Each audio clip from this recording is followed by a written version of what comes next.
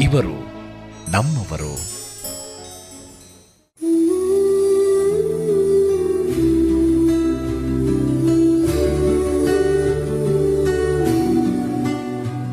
ಎಂಟತ್ತು ವರ್ಷದಿಂದ ವ್ಯಾಪಾರ ಮಾಡ್ತಾ ಇದ್ದೀನಿ. ನಮ್ಮ ಹೆಸರು ಡೆತ್.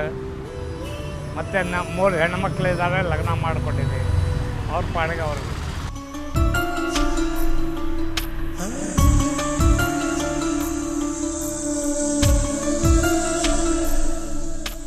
ನಮ್ಮದು ಊರು ಹಾಸನ ಬಿಟ್ಟು ಬಂದಮೇಲೆ ಇಲ್ಲಿ ಬಂದಿರೋದು ನಾವು.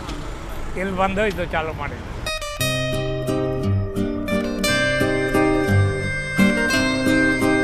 ಸಪೋರ್ಟು ನಾನು ದುಡ್ಡಿತ್ತು, ಸಪೋರ್ಟ್ ಯಾರದ್ದು ನಮಗೆ.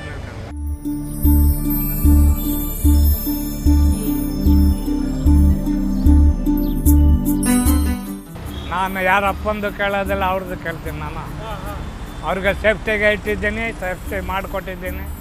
ನಾನು ಆರಾಮಾಗಿದ್ದೀನಿ.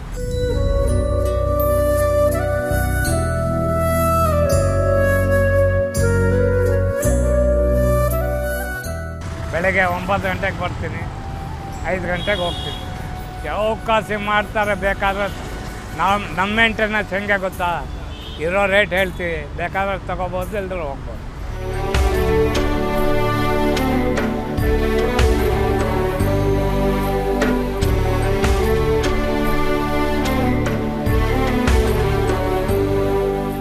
ಗೋವಾದಲ್ಲಿ ಕುಕ್ ಕೆಲಸ ಮಾಡ್ತಾರೆ.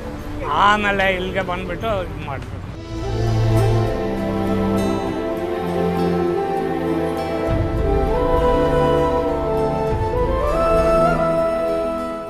ಅದು ನಮ್ಮದು ಬ್ಯಾಚುಲರ್ ಟೈಪ್ ಇತ್ತು. ನಾವು ದವಾಸ್ ಕೆಲಸ ಮಾಡ್ತಾಯಿದ್ದೋ. ಈಗ ನಮಗೆ ಬರೋಬರಿಲ್ಲ. ವಯಸ್ಸಾದ್ಮೇಲೆ ಸ್ವಲ್ಪ ಕಮ್ಮಿ ಆಗುತ್ತೆ. ಅದರಲ್ಲಿ ಏನು ಮಾಮೂಲಿ ಮಾಡ್ಕೊಂಡು ಹೋಗ್ತೀವಿ. ಸುಮ್ಮನೆ ಕೂರೋಕ್ಕಿಂತ ವ್ಯವಹಾರ ಮಾಡಿಕೊಂಡು ಇದು ಮಾಡ್ತೀವಿ ಅಷ್ಟೇ.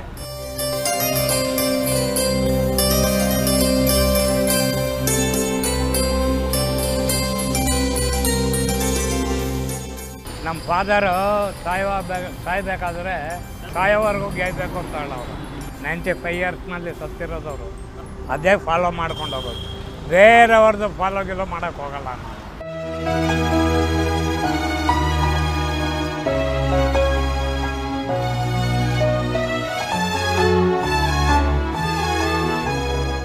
ಏನು ಕಷ್ಟ ಬಂದರೂ ಐ ಡೋಂಟ್ ಕೇರೇ ಮಾಡ್ತಾ ಇರಲಿಲ್ಲ. ನಂದು ಏನು ಮಾಡಬೇಕು ಇವತ್ತು ಅದೇ ಮಾಡ್ತೀನಿ.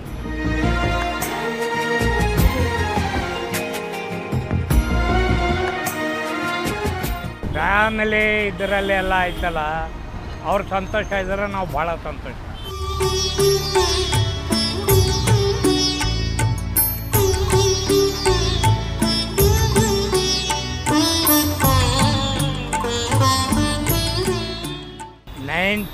ಇಯರ್ಸಿಂದ ಇವತ್ತುವರೆಗೂ ಯಾವುದು ಚಿಂತನೆ ಮಾಡಿಲ್ಲ. ಮತ್ತು ಬೇರೆ ವ್ಯವಹಾರಕ್ಕೆ ನಾನು ಕೈನೂ ಹಾಕಿಲ್ಲ. ನನ್ನ ಬಿಸ್ನೆಸ್ ಆಯಿತು, ನನ್ನಿದು ಅಲ್ಲೇ ಡ್ಯೂಟಿ ಮಾಡ್ತಿದ್ದೆ. Duty correct, time to time. Owner ಒಂದು 10 ನಿಮಿಷ ಮಾಡೋ ಅಂದ್ರೆ ಮಾಡ್ತಾ ಇರಲಿಲ್ಲ.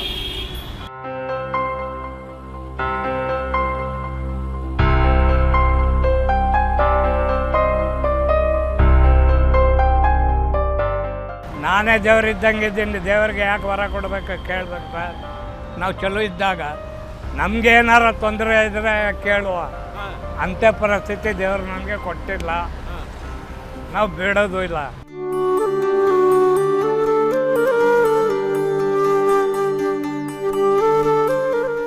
ಅದು ಬೇಕು, ಇದು ಬೇಕು, ಮನೆ ಬೇಕು. ನಮಗೆ ಇರೋ ಮನೆ ಸಾಕು, ನಮಗೆ ಇರೋ ಮಕ್ಕಳೇ ಸಾಕು, ನಾವಿರೋ ಮಟ್ಟ ನಮಗೆ ಸಾಕು. ಅಷ್ಟರಲ್ಲೇ ಇರುತ್ತೆ.